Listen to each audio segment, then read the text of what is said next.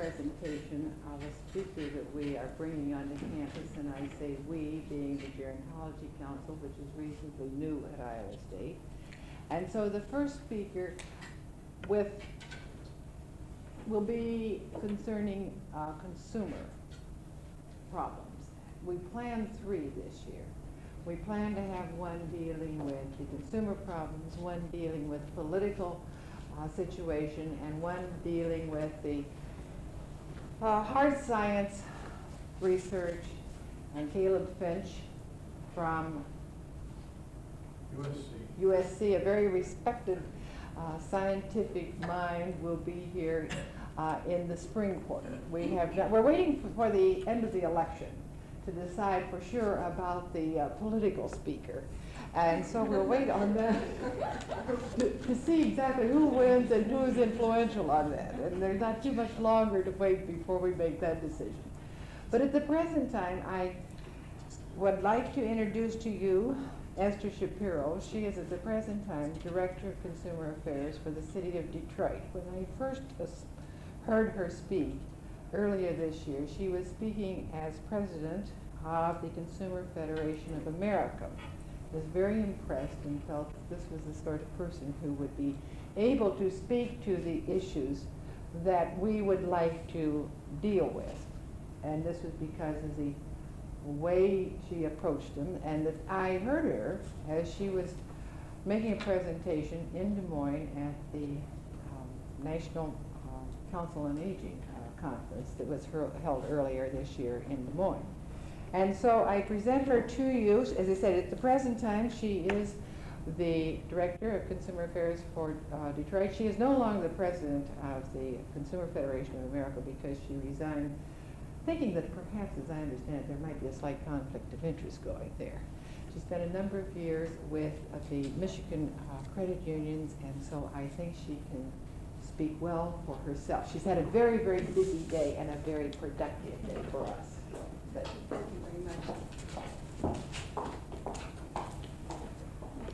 I'll get my technological umbilical cord put on and then. Okay, am I recording for posterity now? Okay, fine.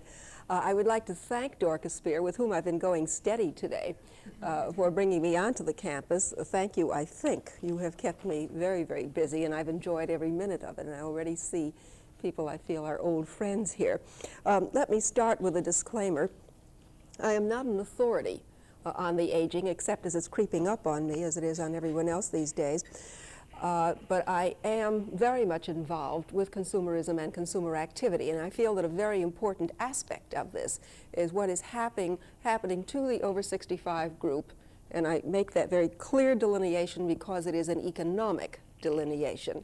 What is happening to people over 65, what is happening to people who retire, particularly what is happening to anyone on a fixed income, is a very important part of our consideration, because we can take all of the problems that we have as individuals of any group in today's economic situation and then figure that whatever it is, if you're on a fixed income, it's much worse. So I'll start by laying out what I think are the problems, how it particularly affects one segment of the society, and then I'm going to throw it open to questions, and they can be either on the topic or on any aspect of the consumer field that you feel I can deal with, which is an area I like to talk about anyhow. To begin with, as an economic unit, I think we have lost our identity, we have lost our roots, and we have lost our rationale. This country was raised on the concept economically that there was a kind of natural flow and interdependence, a kind of series of checks and balances, which we like to think of as our economic climate.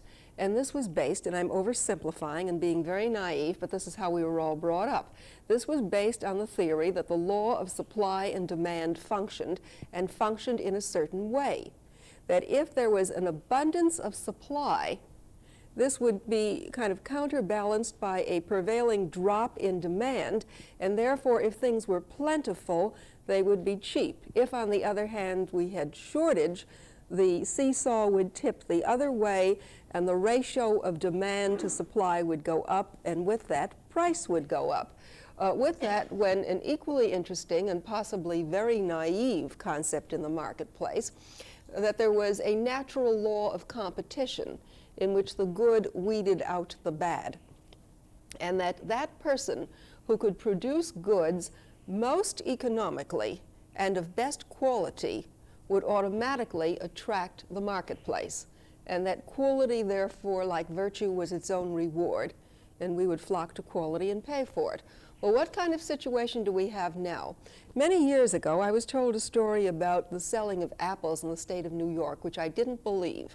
I believe it now.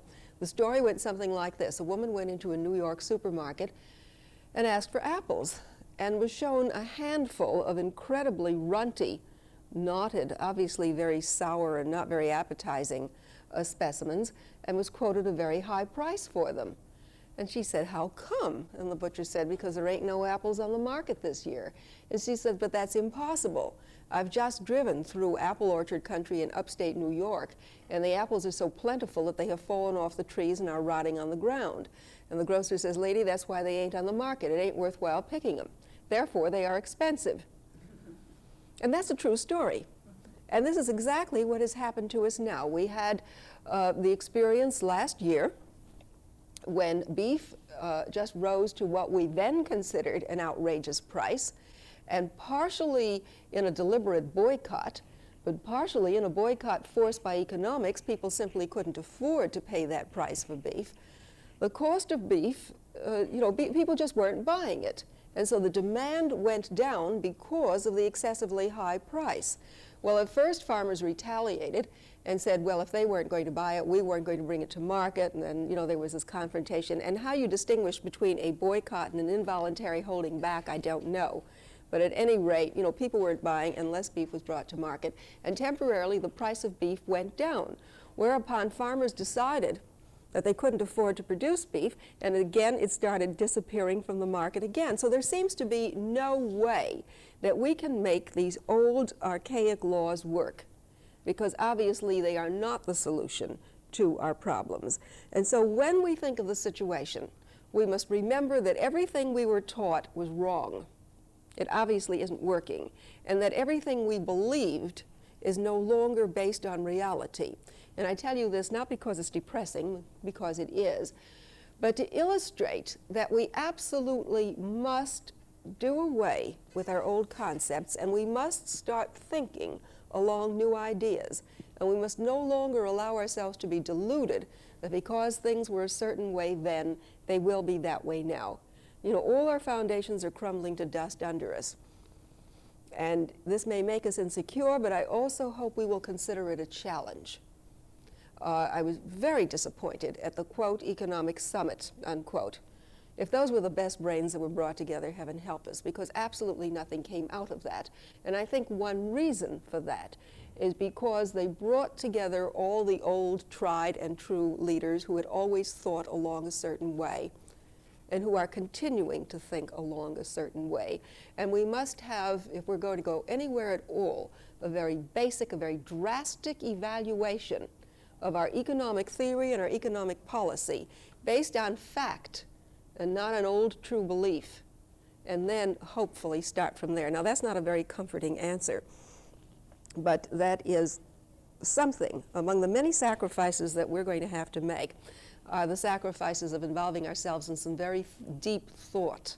And we must give up the comfort of old ideas and the hope that cycles will come back again, because there is no immediate evidence of that. Now, how do we break down the present situation statistically in terms of what's happening? Well, I haven't seen the figures for this quarter, but the projected figures on our cost of living rise that I last saw us going into a 15% total inflationary rise for this year. I haven't seen that contradicted yet. Of that, food, which is I think what we're most concerned about when we're dealing with this topic, has so far gone up 22% for this year, and that is the overall cost of food. In our total inflationary rise, and these are the figures that were issued by Dunlop, the Cost of Living Council, just before that folded up. In this total rise, 2/3 of it is due to the direct effect of the rise of food and energy. In other words, feeding in the cost of all our energy sources and the cost of food accounts for 2/3 of that rise. And the indirect effect of the rise, you know what I mean by the indirect effect? Fuel goes up, therefore the price of the items that are trucked go up, and you get this, continuing staircase effect. Food and energy account for a combined 82% of the indirect effect. So that when we're talking about inflation now, we're talking very much about fuel, food, and energy.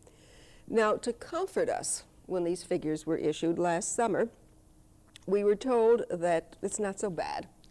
It's only 14%. Japan has gone up 36%.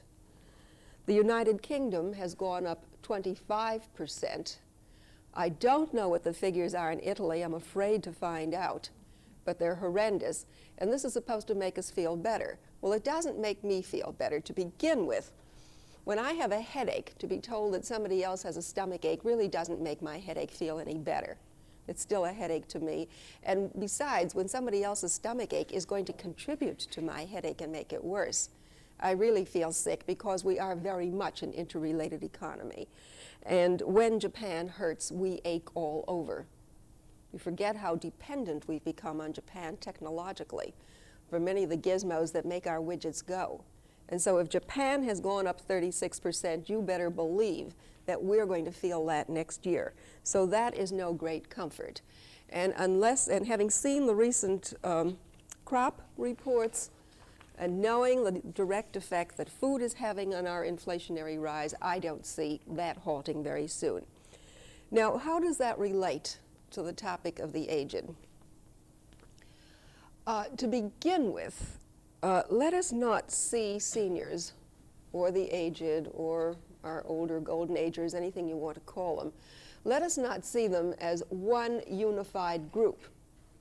I think there was a recent poll taken that shown that people, including the aged themselves, tend to think of themselves in stereotypes. And we think of seniors in stereotypes as being poor, as being miserable, as being sick, as being neglected. Senior citizens cover a vast spectrum of people. There are those who go to Europe every year on their investments, and those who are freezing to death, as some did last year because the utilities are caught up. There are those who are hale and hearty and starting new crusades at the age of 93, like a retired school teacher in my town who's raising all kinds of hell, to people who are decrepit and have to be wheeled around before they are 65. They live in mansions. They are starving to death in our ghettos. They do cover all of human activity. But the one thing they do have in common is that their standard of living has peaked. And whatever it was, it's going to go down. First of all, because since their productive years are over, and since seniors are living only on what is stored up for them, either in terms of their own saving or in terms of pensions, whether Social Security or work-applied pensions, that is no longer what it was when they are at their productive peak, and so they are on a slide down, and you do automatically adjust to that. You do automatically begin to cut back as soon as your productive years are over, so that they are on a declining standard of living. The other factor that is important and that sets them apart is that their income is fixed. And no matter at what a comfortable level it was fixed, it is now fixed at a level that has gone below their original standard of expectations, so that even people who planned most carefully for their retirement and very sensibly and very shrewdly and like little squirrels stored all the nuts away, whatever it was then, it ain't the same now. So again, they are on this declining slide in terms of their expectations and in terms of their capacity. So the first thing you see is, of course, there begins to be a cutback and a pulling in terms of normal everyday activity. The other thing that's happened, of course, is that inflation has wiped out the value of most of their pensions. What this means is that even people who 10 years ago retired and might have been comfortably in the middle class then are now by definition no longer in the middle class, are now part of the poor. And when we speak of statistics on the poor in this country, we do include a disproportionate number of seniors because their fixed income, whether it's just Social Security or even supplemented, still is not enough to lift them up into the $15,000 per year per family that we now consider a standard for the middle class. So that part of the cliche is true. They may not all be poor, but they're all a lot poorer than they ever expected to be. So this is one of the problems that we have to bear in mind. For most seniors, and I'm not talking about those who squirreled away lots of nice, tidy coupon clipping investments, but for most seniors who are living on pensions and on Social Security, their income their expenditure is limited to 3 areas. Most of the money goes, some of you have heard these statistics today, you're going to hear them again until you get sick of them because tomorrow you take a test. This is the most important thing you have to remember. Most of the income goes for food, for shelter, and for medical care. Now this is not what you're used to. You're used to rattling off food, shelter, clothing. Forget about the clothing. What is left goes for clothing and possibly some recreation, and that's usually picked up free if it can be found. You'll notice that I do not put transportation in this category. You notice that I don't put a lot of the things that the rest of us would take for granted. It is very basic: food, shelter, and medical care. Now, what does this mean? You know that if you are below the poorer you are, the greater a proportion of your income goes toward food. If you're very poor, that means that at least 50% of your income goes toward food. Now, let's go back to my original 3 figures. You don't fool around with the medical care. If you have some kind of insurance that you're paying on in addition to Medicare, and you do need some supplement to Medicare, you hang on to that. If you're on sustaining drugs, you budget very carefully for that because that is literally your lifeline. Shelter, if you're paying rent, it isn't anything you can play with. Well, I'll pay $5 more this month than $10 more next month. Your rent is fixed across the board. If you're fortunate enough to own your own home and have it all paid for, and maybe you're unfortunate enough because that means it needs constant maintenance. It's not very new anymore. And it too needs its own kind of Medicare. But there are still other fixed elements that go into that. Taxes, which aren't so fixed, they're going up. Insurance, and a certain amount put aside for maintenance. So that your shelter, whether you're a renter or an owner, is also fixed. That means the only area in which you can yield is food. And this means that you are downgrading your food. Now, I've heard all these stories in which I myself have joined about Americans eat too much and Americans are too indulgent, and it wouldn't hurt us all to lose a certain amount of weight. But that's not the problem. The problem is not so much in the quantity of food that's eaten, but the quality of the food that's eaten. Let me show you what that means now in terms of life itself. 3 of the predominant health problems of seniors are diabetes and its related diseases, obesity, which really is looked upon as a health problem and not just, a kind of indulgence, and heart and vascular diseases, hypertension, heart problems, related problems. All of them with some kind of food relationship. Do you see what I'm driving at now when I say that it is a horror story when we ask the poor to cut back on certain foods? Now let me give you some figures that I got from one of our professional dietary associations. 79% of the people in this country over 55 have impaired glucose tolerance. 50% of these cases could be avoided or improved with proper diets. 60 to 70% of the people over 40, now it's getting close to home, suffer from obesity.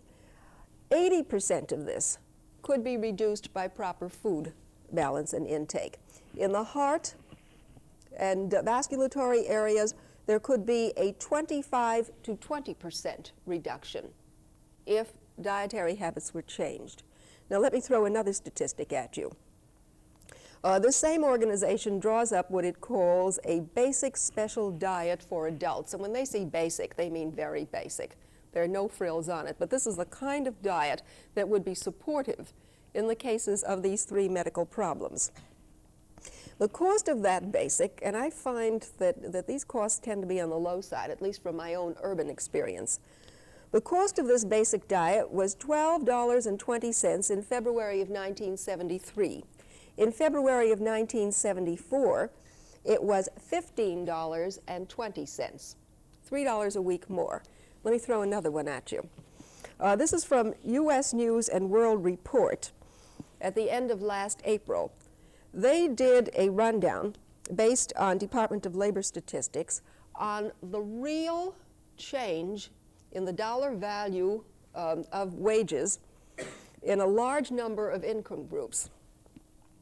So that they found that auto workers, for example, who were earning $227.37 a week, feels like that a year sometimes, had actually gone down $35.70 a week in the real value of their earnings.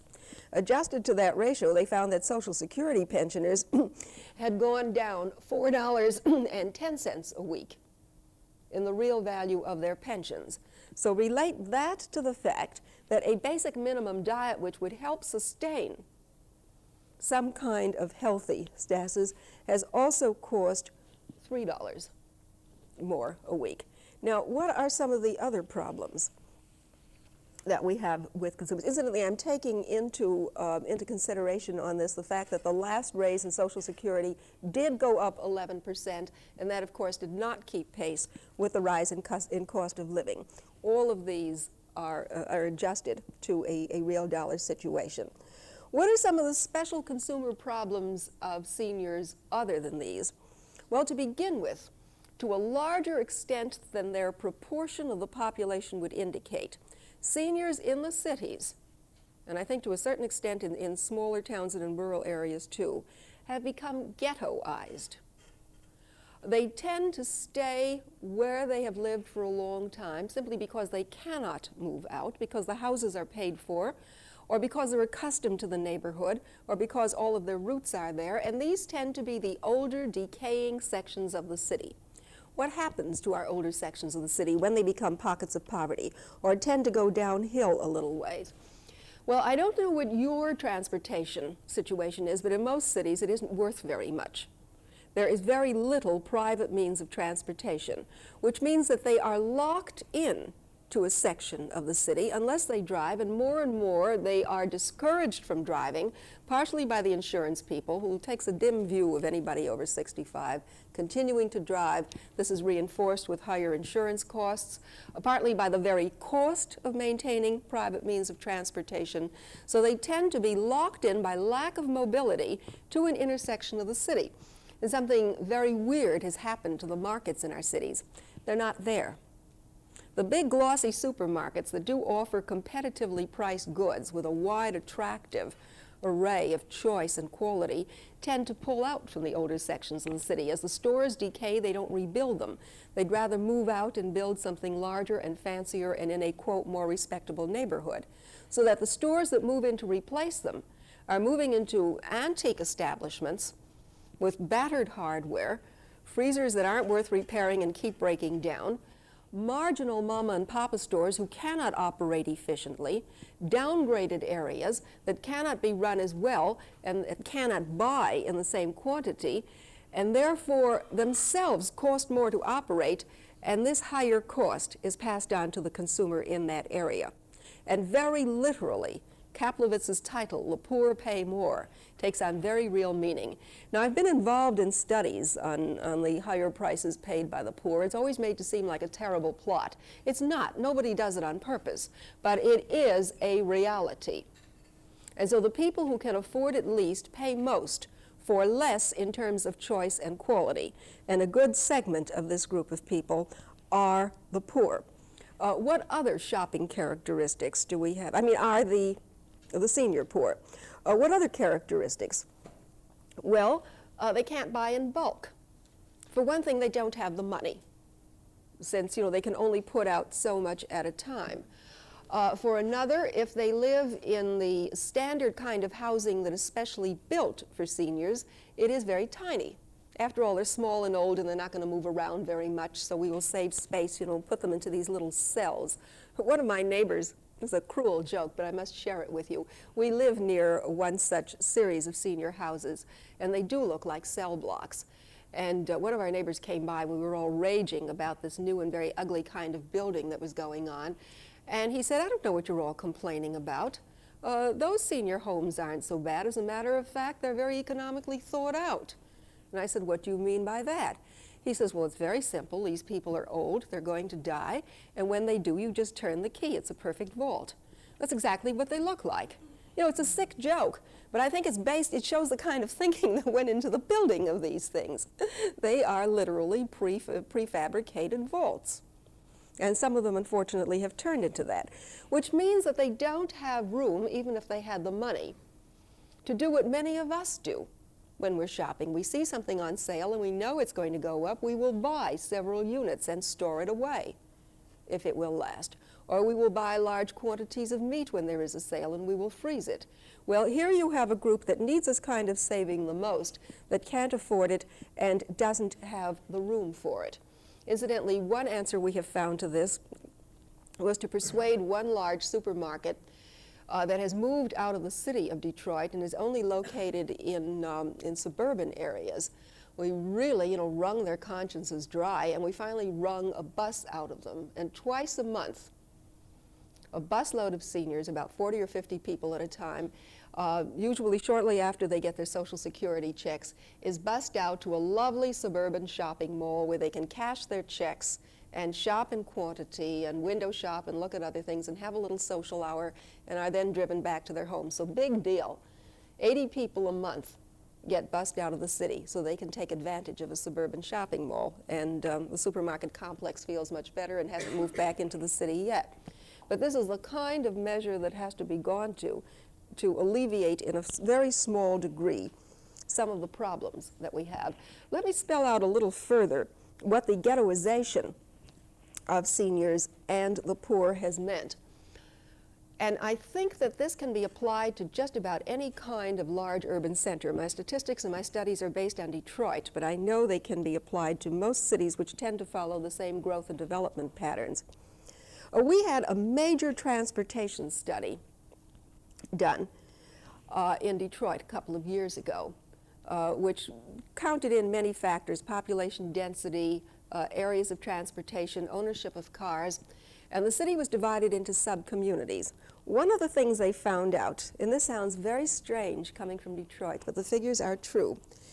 In a city the size of Detroit, in a city that's so car-oriented that you really have a great deal of difficulty finding a bus or knowing what to do with one when you do get it, in a city like Detroit, 26.5% of all families have no private means of transportation.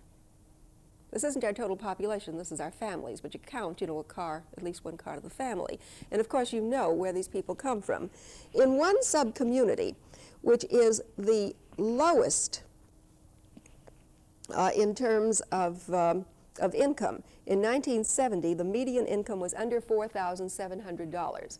So this is largely seniors, welfare, real deep slum. In an area that housed 22,000 people, with this median income of $4,700, 78% had no private means of transportation. And in this whole area, there was not one economically priced supermarket. There was one, what we call Class C supermarket, which is not up at the competitive level of the Class A's. That supermarket was burned out in what we call the incidents of the summer of 1967.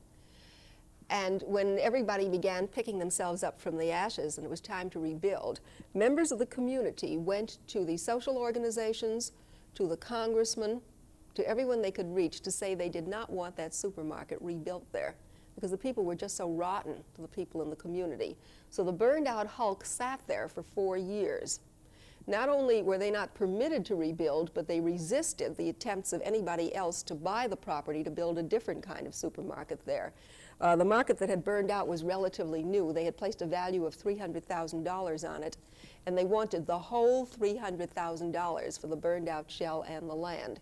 Eventually, that particular owner did rebuild, and that's the only place that people in that area can walk to shop.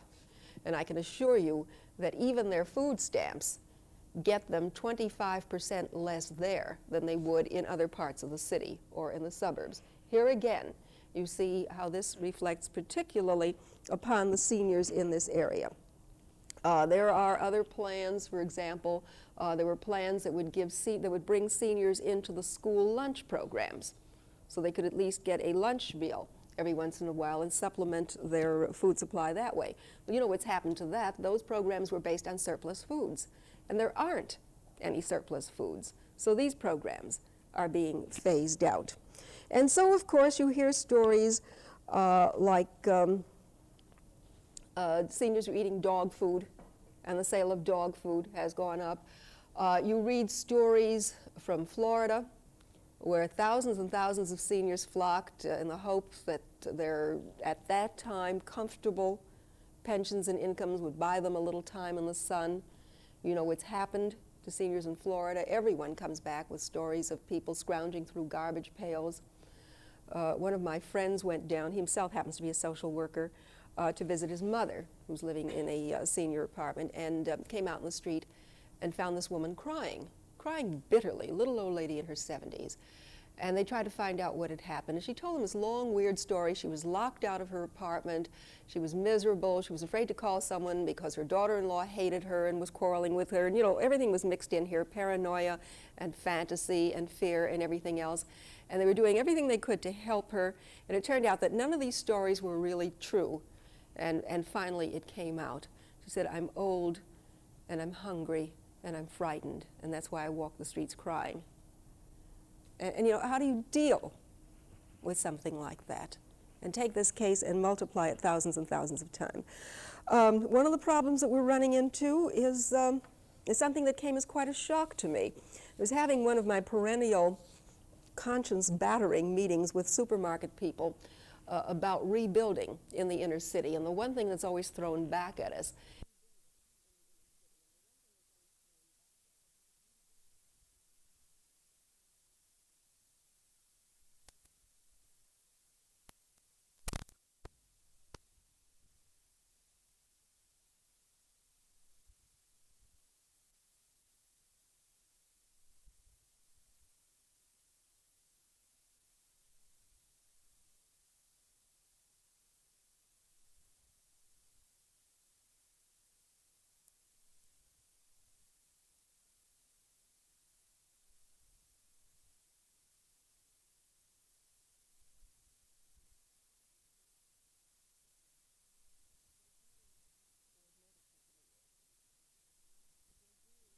Ford Motor Company was being robbed blind toward the end of every month. They were down the street from a large senior citizen apartment tower, and the sweet little old ladies and the sweet little old men were coming in and shoplifting because it was the only way they could maintain some kind of food balance. And he was the man who told me the story and blurted it out because he was a little shaken just before the meeting. He had had a phone call from his security officer, who was a retired policeman, who had not the first time caught the same man shoplifting. And he was the father of a priest. And the policeman wanted to make an example of him and put him in jail. My friend, the supermarket manager, was in terror that this would get into the newspapers. And, you know, rather bad for the supermarket image. And so they just had to turn away and let him go and, you know, kind of write it off as part of the whole question, as part of their public relations. Well, I could go on and on being very depressing about this. I choose not to. I have more statistics. I have more examples about what has happened to the different prices of food. Maybe I will share some of them with you. You may as well all be as unhappy as I am. In the past year, the average price of a 5-pound bag of flour has soared 60%. A 3-pound can of shortening has jumped 64%. A 10-pound bag of potatoes has jumped 60%. Bread, 34%. A pound of dried beans, 182%. Incidentally, one soup kitchen in Michigan has gone from bean soup to beef stew. It's cheaper. Well, I think you get the idea. So then we read, you know what's happened to the cost of utilities, and I'm not going to begin to tell you what's happened to the cost of medication and hospital care. I think some of you know the figures on that even better than I do. So I get a little annoyed when I'm hearing the president tell us that we should all join the Clean Plate Club, and we should all turn the lights off, and we should all, Virginia Nauer last year said we should all shop harder, and there's all kinds of things that we can do. Most of the people that I'm talking about are caught in the grip of circumstances which are bigger than they are. Admittedly, everyone can change their food pattern, can shop a little better, can work a little more constructively. This is, really nitpicking. It's great because it occupies time, but it's not going to have a lot of effect on your total supply. I think the most impressive solution I ever heard on poverty was given me by an old sociology professor. He said the only solution to the problem of poverty is more money. And to a certain extent, this is what we have to think about in terms of our seniors. And in order to do this, again, we have to reevaluate our economics and our society. I think we should stop thinking of the seniors as helpless, and I think the seniors are beginning to think of themselves as helpless. I'm sure you've seen the buttons that say senior power. This is something that's being taken very seriously. Every legislator we have has begun to recognize what a solid block of votes seniors can represent. For those of you who are working in the field, I hope that you will take this as your base. This is reality, and this is what we have to work with. We have the Gray Panthers. I think that's great. I love to think of little old ladies being very, very militant. We have a group in Detroit that calls themselves the Gray Berets. They're available, Gray Berets and all, to any picket line. They'll picket anybody, anytime, at the drop of a hat. And that's very effective. They're great at public utility hearings. Because, a rise in the cost of telephone or a rise in the cost of your gas or electricity is very basic if you're on a fixed income. So I think that we should think in terms first of evolving an identity among seniors and of working with it and of encouraging it. To begin with, seniors are not decrepit, seniors are not helpless. There is a large body of experience to work on. Now, I happen to come from an area that thinks in terms of structures and organizations. Because of the unions and because of the sophistication about organization that comes along with the union structure that we're so accustomed to in Detroit, we do have fantastic senior organizations. They have maintained their membership within the UAW. They did something very interesting, by the way. It's kind of a dirty trick on the rest of the union, but it's working very well for seniors. Once you are a union member, and if you maintain your membership in the UAW up to the point of your retirement, you retain your vote. And seniors now outvote working union members. And that means they choose the officers, they choose the allocation of money, they have built beautiful recreation centers, they have very large staffs that work with these centers, and if they decide there is a political issue that requires their taking a bus to Lansing to see a lot of legislators, the buses to Lansing are there. And they get the ride down, and with this you see, they have over their years as functioning union members acquire the sophistication and the know-how of organization. And they understand the dynamics of pressure groups very well. Whenever I'm in an area that asks about organizing a new consumer movement without paid staff, I said, you've got two great natural resources, and in a town like this, it's a natural. Students to do your research. I hope there are no students here. I usually refer to you as slave labor. You're just great. You'll do anything for nothing. So I'm all for using students for research. You need the credit and I need the work. And if any of you care to come to Detroit, I happen to have 3 research projects lined up. Any day you want to, let me know. So that I always start first. There's this image of the middle-class white housewife as the volunteer who runs the consumer movement. Nonsense. It's students and it's seniors. They have the know-how, they have the time, they have the ability, and they're a fantastic pressure group. So I think it's time we started to politicalize ourselves, as to start to think of seniors as a special group. And this is why we have as much as we have, little as it is, to kind of counteract this thing. This is why we have Social Security. This is why we get what raises we do in Social Security. I would hope, too, that we would stop segregating our seniors.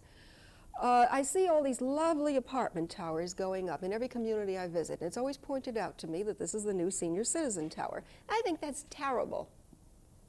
I think that even if they're not already ghettoized, we're creating another ghetto. I think it cuts them off from the mainstream of American life. Now, admittedly, a lot of us like the company of our peer group. There should be more personal choice in this. I was telling one of you this morning about this friend of mine in her 70s. Her husband died, and her well-meaning children forced her out of her little house and into a beautiful plastic tower. She is furious. She comes over to me and says, I can't stand it. The place is full of old people. Can't stand being around old people. I have to remind her she's 72, but I don't, because she'll punch me right in the mouth. And she can do it, too. She should not be in one of those senior towers. Perhaps other people should be. Other people don't like the noise of young people around them. Some of us find it keeps us alive. But the choice should be more open. Subsidized housing should not be put aside in a sanitized glass bell. And seniors who can vote and have therefore some control over the federal funds should be much more vocal about this than they are. I think there should be more interaction between seniors and the rest of society. I find a great deal of resentment in a community when, for example, free bus rides are arranged for. That comes out of our taxes, I have to pay for it, why do I have to support them? They're not doing anything. I think it's because it's a we-they situation. We live here and they live there.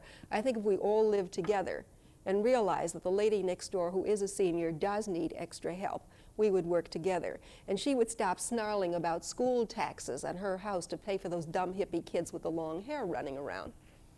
Maybe she'd persuade her own husband to grow his a little longer. It's really much more attractive. But there has to be this kind of interaction. There has to be this kind of interplay, at the same time recognizing that there are special problems. I think that the organization of seniors can do marvelous things. One of the things that I always talk about is a fantastic group in Detroit called Citizens for Better Care, which organized around just one senior citizen issue, and that is the appalling state of our nursing homes. Now, something that as you get older you take a very serious interest in, because you may wind up in one of those. Or perhaps you have a parent, and if you started investigating nursing homes, you come out of it pretty sick. Those are snake pits. They are deplorable. I think you've seen the Nader report that was done on that 2 summers ago. They're dreadful. One of the problems we had in Michigan was that in order for these places to be inspected, the government people had to make an appointment. You can imagine what the nature of those inspections were. We finally, through a pressure group like Citizens for Better Care, got one simple little reform law through. We now have unannounced inspection, and the quality of those nursing homes is going up. As a result of all the agitation they had just on the question of inspection, they learned so much that they put out a booklet, which I recommend to any one of you who has that in mind. It's called How to Choose a Nursing Home. And it goes into great detail, things you would never think of from the outside. When to visit, where to visit, how to pull aside one of the patients and talk to them, how to evaluate the answers you get. Very good practical information on how to choose a nursing home. Michigan now has a generic drug substitution bill. Do you have any idea what that can mean to the cost of medication? The bill also permits the posting of the prices, in fact mandates the posting of the prices of the 100 most commonly used drugs in the state, so that you can now go around and comparison shop before you turn your prescription in. Our surveys have shown the same drug to be $1.25 in one area and $12.50 in the other. A 100-fold increase, 10 times as much, simply because we have had this lack of readily available information alone. The consumer groups got the bill, but we had never have done it without those busloads of seniors at every hearing. The research that they did, the comparative surveys they made, the information they dug out, they had a very special interest in that. And of course, it's going to help all the rest of us too. So that this kind of organization, this kind of politicization, and above all, on the part of the rest of us, a recognition of the fact that the problem exists, must be dealt with, for a selfish reason maybe, because we all hope to reach that status. These are the problems, these are the few of the possible solutions, and I hope we all live long enough to become very much involved in it. Thank you, and I'll be glad to answer any questions on it now. Or submit to argument.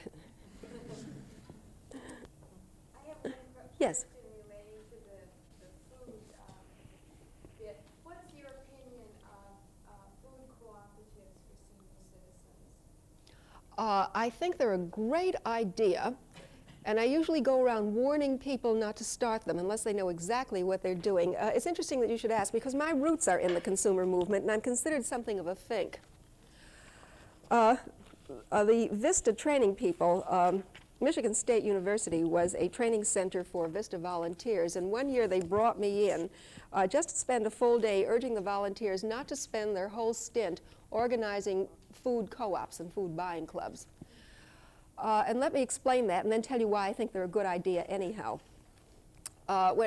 Particularly when a VISTA volunteer, who's usually a nice white middle-class sheltered kid who wants to do something for the poor, goes into a ghetto area or a poverty area, the first thing they see is the disparity in the price of food in the ghetto area compared to what they are accustomed to in more middle-class suburban areas.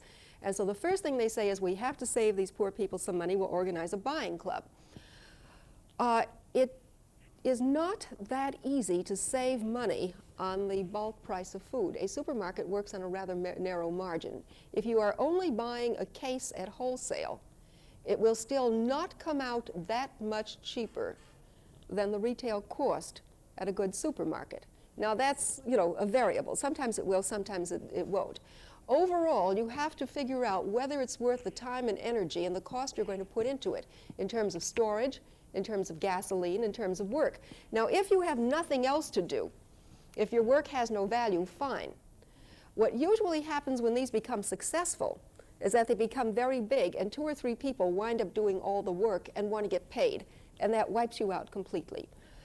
If you can do it under some kind of subsidy, for example, it has worked well in some community centers run by social workers where they contribute the space, contribute a freezer or a cooler if that's necessary, and can pay the salary of someone, preferably skilled at bookkeeping, who can oversee it. Now, this does not make it a true cooperative, because a true cooperative is self-sustaining. This is a subsidized buying club, and I think it is one of the most worthwhile things that a social agency can do. But remember, it needs subsidy, and it needs someone there with sophistication, with managerial experience, with know-how about where to buy and where to go. Now, if you do that, then you can perform a benefit on many levels. I never give a short answer, by the way, to a question, because you can tie it in with an educational program. Seniors do need re-education in their food habits. For one thing, we've learned a lot more about nutrition than they knew when they were first learning about foods. So that sometimes, and re-education of food habits is a very difficult thing to do. You're tampering with something very basic. You can get a conversion from one religion to the other faster than you can convert someone away from eggs for breakfast every morning. I mean that. It becomes a very emotional thing. So that you can do many things. You can provide a nutrition counselor. You can do sample budgets. You can have something that's great fun. You can have tasting parties, because you have a lot of brand name loyalty which ought to be broken down. And I find that these are a lot of fun and very successful with seniors, where you blind label a lot of cans, and in the process you can have your tasting party, so that a food buying plan is great, not only because it saves some money, but because it becomes a focus for organization. Stop talking about the high price of food, come down to the legislature with me and let's talk about it there. You see, so it becomes a basis for that, becomes a basis for group planning, for group self-education, and becomes a real self-help boost. So the answer is yes to buying clubs, but very carefully, please. Otherwise, you waste all your energies on it and you break your heart. Is it part of the concern of the elderly consumer that when they do go shopping, concern of being mugged? Yes. I've heard that in Detroit. It's a living reality. Let me tell you something else that happened. I gave you a short answer, now I'll give you the longer illustration. The answer is yes, and the elderly are particularly preyed upon. Again, because they tend to live in decaying sections of cities where there's a high crime rate, and they are natural victims because they can't run as fast, and are more helpless, and we've had many killings. What would be a simple blow on the head to a younger person becomes a death blow to a senior, or something that, the heart cracks, I guess, in sheer frustration. Just before I left town, one of our large banks announced that it was placing a $50 limit on savings accounts. for a perfectly good, rational idea. These were not checking accounts, these were saving accounts. They didn't say they were automatically going to close out all savings accounts. They said that if you came in and made a withdrawal, they would notify you, which means warn you, that if your account went below $50, you would be given a draft for the whole amount. Well, it's very costly. Their surveys showed that lots of people had sums in that were keeping, under $50, and that these accounts were being activated 10 or 15 times a month. That is, somebody would be putting money in and then making very small withdrawals, a few dollars at a time, up to $10 or $15 a month, and this was very costly for those people. I had prior to this, I'm speaking now in my capacity as director of the Consumer Affairs Department for the city, I had prior to this received a cautious feeler from another bank. I'm glad they're learning to ask me first because I'm very vicious if I'm asked afterwards. I got this very cautious feeler from a bank. In another direction, they had a lot of small accounts under $50, and they wanted people to withdraw these because they were just dormant. And that was costing them money. And how did I feel about that? And we kind of talked about that. Well, when I examined this first thing, I found out this was what was happening. I got frantic calls from an area we call the Cass Corridor. You've been in Detroit? This is that slum area just south of Wayne State University. Going down, it's Chinese and Latin and black and Appalachian white and poor. And Skid Row, Salvation Army's there and everything else. Lots of senior citizens, lots of tiny, sordid little rooms tucked away, where seniors live, high crime. I got a very frantic call from social workers in the Cass Corridor about this $50 limit. My first reaction was, well, maybe they should have checking accounts. And then I stopped to think. You cannot cash a personal check in the Cass Corridor anywhere, even if you're gainfully employed, so that even people who are employed have difficulty with checking accounts because no one will cash them. If you're a senior, let's say two people living together, you would get, about almost $500 a month. If you cash that, you're in trouble because you do not want to keep $500 either on your person or in your home in the Cass Corridor. Placing it into a checking account is no good because you can't cash a check.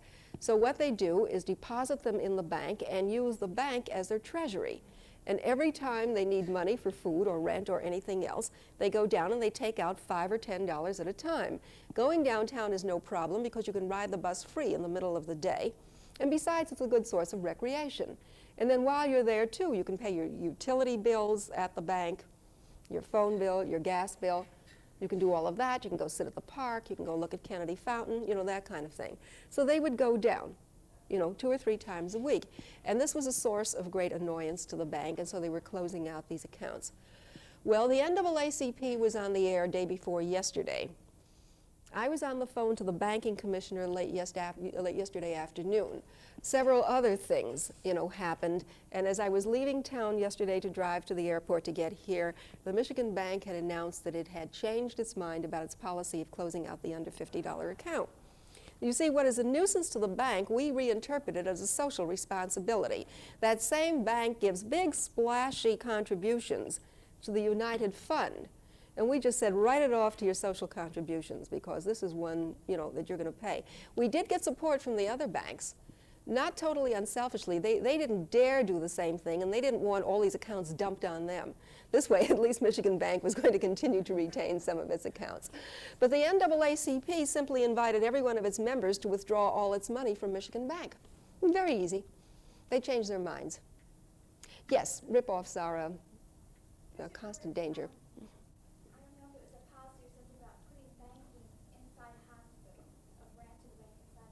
I hadn't heard that, but it's an awfully good idea. I'll tell you something else that we are going to, and I understand this is being tried as an experiment in some areas, and that is direct banking of your Social Security checks. It becomes really almost a kind of, bookkeeping fund transfer. And I think many seniors would prefer this. And for one thing, it's fantastic business in stolen Social Security checks. And even though if you prove it's stolen, you can eventually get it back, that's a very long eventually. On the day that comes, you want it. And you can't wait, you know, to report it and get it back again. So that this kind of direct transfer to the bank means immediately, if you have a checking account, you can immediately write a check or you can immediately start drawing on it, which means you have to have a banking account available to you.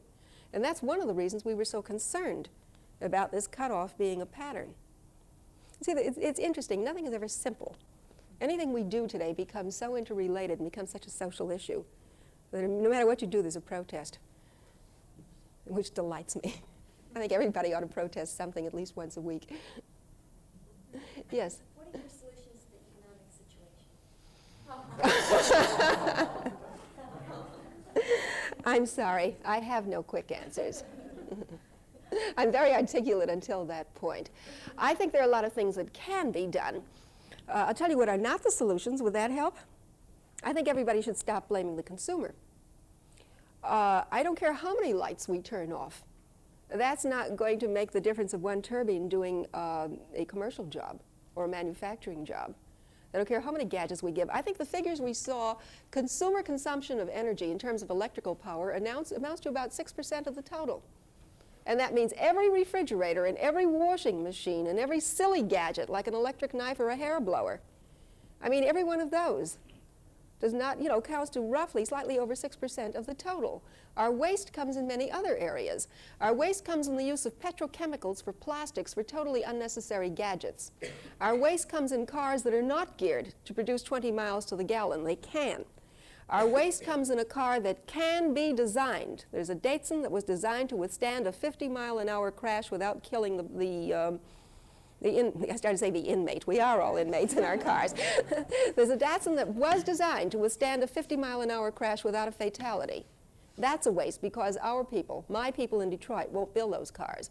Our waste comes in the fact that we have once again gone from the small car to the large car. And the large car is the single most wasteful device in our whole economy in terms of steel, in terms of plastic, which comes out of oil, out of petrochemicals, in terms of the oil it uses. Don't get me started on that. That's one area where we can cut waste, both as individuals and as a group. Our whole economy is built on waste, is built on throwaways, is built on unnecessary duplication. The very fact that we don't have solar energy, which is cheap, which is available, which is potential, is one of the greatest problems facing us. And remember what I said at the beginning. A good part of our inflation is due to the cost of fuel and the cost of energy. We've got all that free stuff coming from up there, and we have done nothing except in little individual experiments to harness it. Ralph Nader, incidentally, had a very amusing solution to that. Does anyone here read Barry Commoner, The Closing Circle? Oh, that should be mandatory. Everybody go read Barry Commoner. He has a lot of the answers to these things, at least in terms of fuel and technology. It's available in paperback, The Closing Circle. I should start getting a rebate on that. I'm pushing that book all over the country. Barry Commoner and Ralph Nader were on a late-night talk show about 6 months ago with one of our cabinet people and someone from the oil companies. Did anyone else see that? It was really very good. The oil company people were, you know, positively Neanderthal. Did you ever meet a payroll? You know, what did you know about it? And they simply would not, you know, face up to the argument of looking for alternate sources of energy and getting away from fossil fuels. And Nader suddenly said, wait, hold it. I've got a solution to the whole thing. We'll stake out lease rights on the sun. We'll give the oil companies 10 years solar depletion rights, and we will have solar energy in no time at all. That's only one of the solutions, but it's one of them. Well, you've been a very patient audience. Yes, I'm sorry. You have, This is a feeling I've gotten from what I've read, and maybe you can verify this, that so many of the programs for elderly or poor or what have you are well-meaning, but without the expertise, as you pointed out on this food buying cooperative, without the expertise to run it. Too many amateurs get involved. They kill the whole idea because of their inept handling of it. And as a result, any future well-planned and well-managed programs will fall without even getting started. Like some of these OEO buses. You take a housewife with 7 kids who's the chairman of the local planning committee, and she's got to run a bus. Well, she knows about it. What time does she have? As a result, it doesn't run well. Next time the idea comes up, thumbs down on it. Yeah, I think you're right about that. There's a lot of well-intentioned but no real planning. I think part of the reason for that is that we don't involve the people for whom we plan. I know one of my colleagues, we have a senior citizen commission in the city, and the woman who's administrator of that says that everybody wants to take, she's rather earthy in her language, so you have to put up with it. She says everyone wants to take seniors and put them in outhouses and plant flowers around the outhouses so they'll look pretty. We want to, get them tidied away out of the way, because who wants to look at old people? It's so depressing. And a lot of the programs are planned this way. Let's, tuck them away in their high rises. Let's put them, let's teach them crafts and weaving. I've seen classes that were supposed to be consumer classes for seniors. I thought this was revolting. Somebody took a beet and made it a doll, cut it up into a doll in a ruffled skirt and put it in the middle of a salad. And all I could think of was all the handling that food had had. And the classes were classes in hat making and cake decorating. And I think there was some knitting and crocheting. And that is such a waste of potential. You see, now, seniors really like going back to school. Many of them who've missed the educational opportunity, youngsters have had them. She told me of a man in his 90s who has just received his doctorate in comparative literature and is now going to teach. I think that's the most beautiful story I ever heard. He had not graduated from high school, and in his 60s went back and got his high school diploma and caught fire. It took him over 20 years, but he got through high school and through college and through his master's and has just been awarded his doctorate. And I think, it takes a little longer when you get a little older, but you've got time. And I think this is the kind of thing that we should start thinking about. Stop wasting this human potential. And getting back to your problem, one of the things that's wrong with most of our programs is that we do things for people. The thing that irritates me most about the consumer movement is that nobody asks us, oh, see the pretty gadget we're making for you. Now you damn well better buy it because I made it for you. Well, nobody asked me, did I need it, did I want it, and am I right-handed or left-handed? And it's as basic as that. And so all through our society, the youth, the minority groups, the women, we don't want to be told, we want to be asked. And if we start asking the seniors, we would stop building them studio apartments with no bedroom. We would stop forcing them into high-rise towers where they're terrified if the elevator goes out.